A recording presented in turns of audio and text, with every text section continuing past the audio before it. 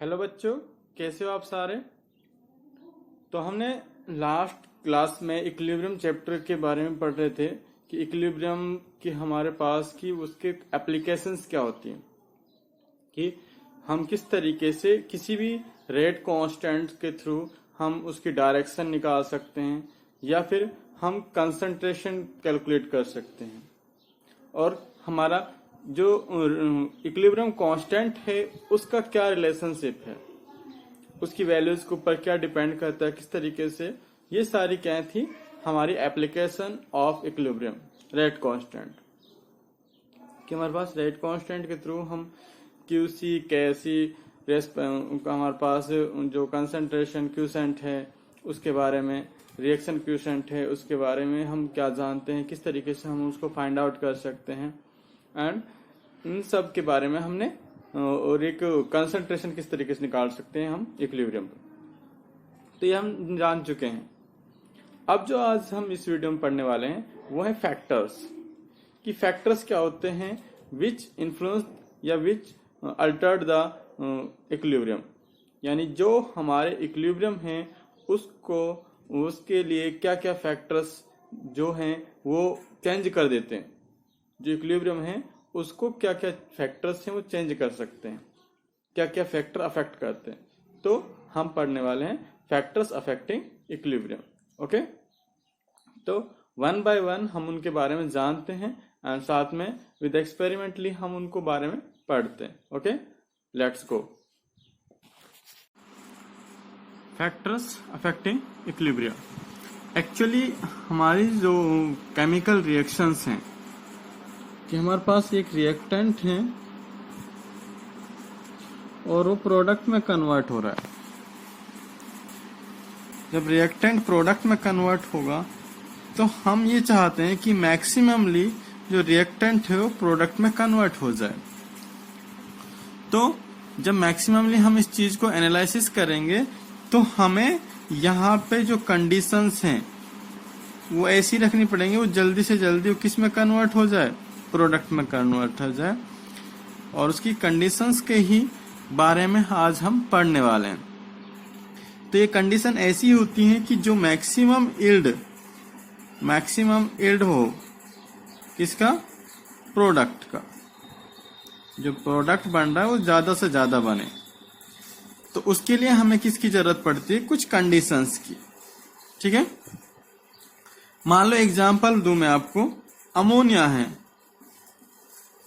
Nature में बन जाता है। ठीक है, अगर हम नेचर की बात करें पूरे वर्ल्ड में जो अमोनिया है अराउंड 1000 मिलियन बन जाता है।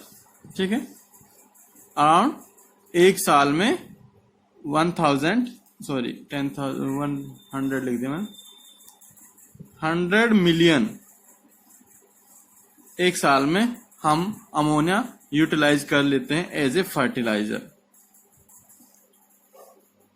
ठीक है, बट इसके लिए बनने के लिए हम नॉर्मली हम यूज करते हैं, बट जो आप लेबोरेटरी में हेबर्स प्रोसेस के थ्रू यूज करते हो, हेबर प्रोसेस के, नाइट्रोजन प्लस में हाइड्रोजन, तो यहाँ क्या है, हम कंडीशन देते हैं, स्पेसिफाई कंडीशन, और ये भी हमें क्या बनाता है, अमोनिया बनाता है। ये भी एक इक्विलिब्रियम रिएक्शन है। तो इसके लिए कंडीशंस हैं तभी हमारे पास अमोनिया बन रहा है। तो हमारी जो लाइफ है उसमें किसी ये फैक्टर्स नीड होते हैं और इन्हीं फैक्टर की वजह से हमारी जो रिएक्शन है वो प्रोसीड होती है, और इसी वजह से हम कुछ जो इक्विलिब्रियम कंडीशंस हैं उनके बारे में पढ़ते आ रहे हैं। ओके, तो वन बाय वन उनके बारे में पढ़ते हैं। और साथ में मैं आपको बता दूं कि एक ली चैटलियर प्रिंसिपल था, ली चैटलियर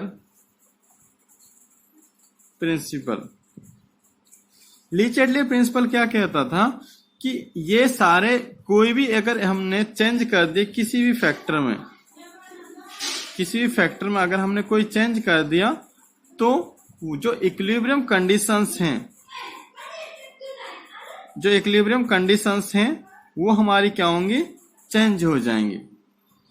वो पूरे सिस्टम की जो इक्विलिब्रियम कंडीशन है उसको चेंज कर देंगे और वो सिस्टम को या तो क्या कर देंगी, डाउन कर देंगी, या फिर इंक्रीज, यानी या तो प्रोडक्ट को डिक्रीज करेंगे या प्रोडक्ट हमारा इंक्रीज हो जाएगा। तो ये सारे रिलेट करती हैं all physical as well as chemical reactions के लिए। ठीक है, तो अब हम फैक्टर्स के बारे में पढ़ते हैं वन बाय वन। सबसे पहले हम बात करते हैं कि effect of concentration change. Effect of concentration change, तो आपको पता है कोई भी रिएक्शन किस में कन्वर्ट हो रहा है, रिएक्टेंट किस में कन्वर्ट हो रहा है, प्रोडक्ट में। अगर मैं इसकी कंसंट्रेशन चेंज कर दूं, अगर मैंने इसकी कंसंट्रेशन बढ़ा दी, इंक्रीज कर दी, तो हमारे पास जो कंसंट्रेशन है तो उसका क्या इफेक्ट होगा। अगर मैं कहूं, मैं सिंपली मैं आपको लिख देता हूं, when the concentration of any of the reactant, क्योंकि इक्विलिब्रियम की बात कर रहे हैं, reactant and product in A reaction at equilibrium is changed.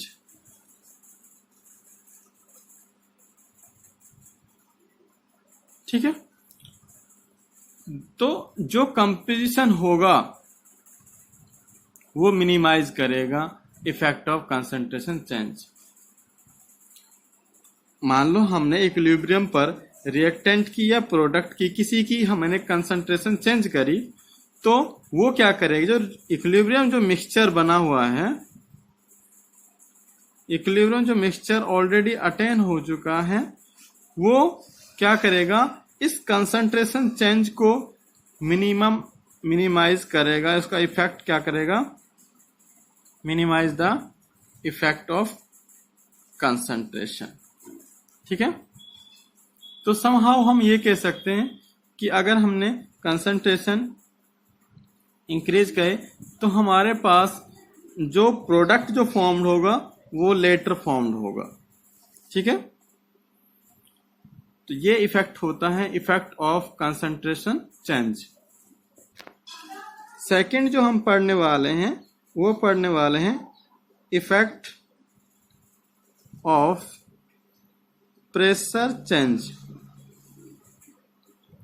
Pressure का क्या इफेक्ट होगा, एक्चुअली जब हम जो प्रेशर चेंज होगा, तो प्रेशर चेंज होगा, वो प्रेशर कब चेंज होगा, जब हम वॉल्यूम चेंज करेंगे। तो हम कह सकते हैं इफेक्ट ऑफ वॉल्यूम चेंज। तो वॉल्यूम चेंज होने से प्रेशर चेंज होता है, क्योंकि वॉल्यूम घटाओगे, मान लो आपने वॉल्यूम घटाया तो प्रेशर जल्दी बन जाएगा। अगर वॉल्यूम आपने बढ़ा रहे हो तो प्रेशर लेटर बनेगा।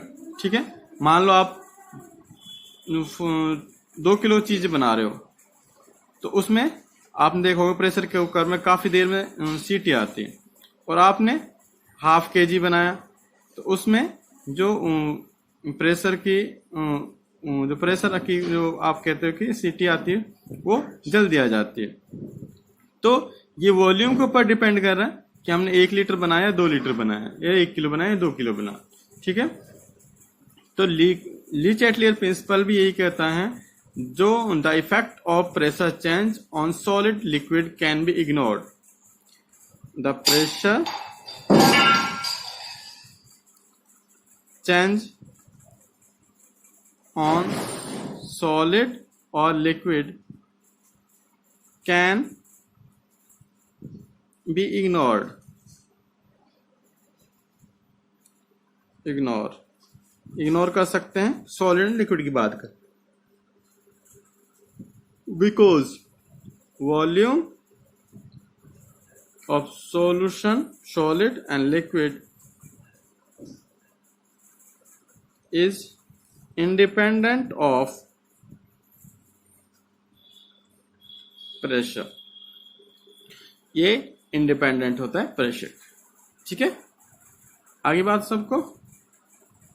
तो यहां पे जब हम बात करें वॉल्यूम चेंज होने के बाद, तब हमारे प्रेशर के ऊपर इफेक्ट होता है।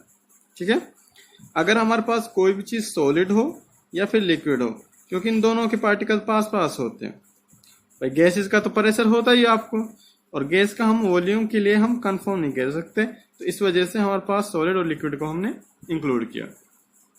ठीक है, नेक्स्ट है हमारा effect of inert gas addition. Inert gas addition, इसका मतलब क्या है? आपको पता है कि अगर हमने वॉल्यूम को कांस्टेंट रखा और हमने कोई गैस ऐड कर दी उसमें, तो कोई भी हम जो इक्विलिब्रियम है उसके ऊपर कोई चेंज नहीं आएगा। अगर वॉल्यूम हमने क्या रखा, कांस्टेंट रखा, और हमने कोई गैस ऐड कर दी उसमें, तो ये गैस का इक्विलिब्रियम के ऊपर कोई इफेक्ट नहीं आएगा, उसको वो डिस्टर्ब नहीं कर सकता इक्विलिब्रियम को। तो हम कह सकते हैं क्यों नहीं करता, the addition of an inert gas at constant volume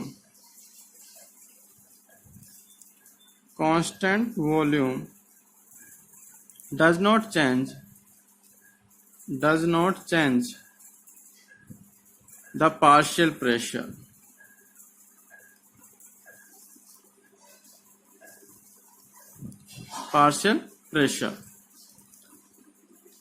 or the molar concentration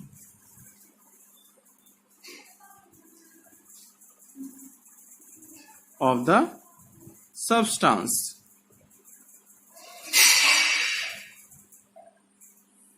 involved in the reaction।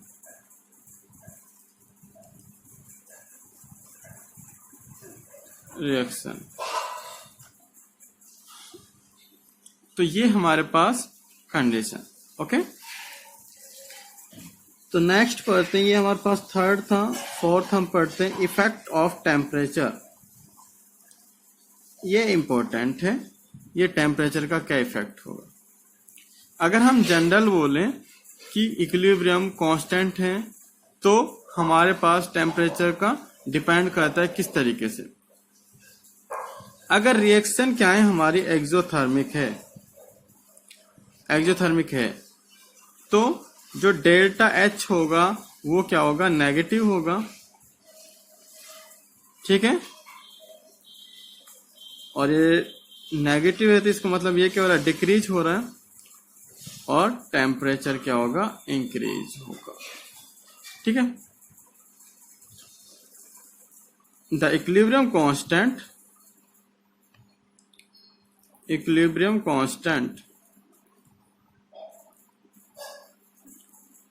for an endothermic reaction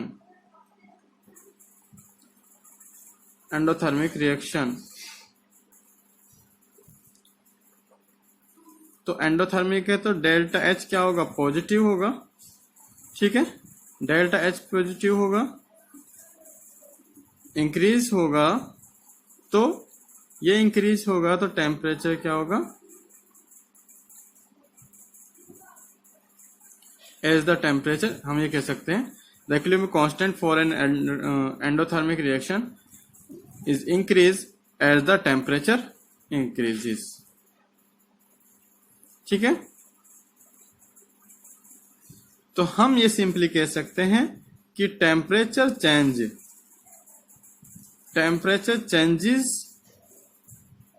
और अफेक्ट द इक्विलिब्रियम कांस्टेंट